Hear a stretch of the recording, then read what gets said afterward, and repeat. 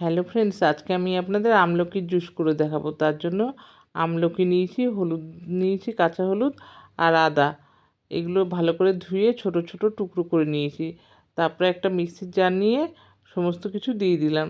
আর দেবে একটু গোলমরিচ গুঁড়ো আর সামান্য জল দিয়ে মিহি একটা পেস্ট তৈরি করে নেব।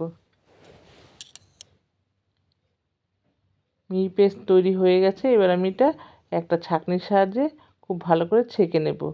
দেখুন, চেপে চেপে সমস্ত রসটা বের করে নিয়েছি। এবার এই রসটা মোল্ডের মধ্যে ঢেলে দেব, তারপর ডিপ ফ্রিজে রেখে দেব। তারপর প্রত্যেক দিন সকালে 2-3টে বরফের এরকম টুকরো নিয়ে গরম জলে দিয়ে খেলেই হবে। তাতে চুলটাও ভালো থাকবে আর পেটের সমস্যা অনেক ভালো হবে।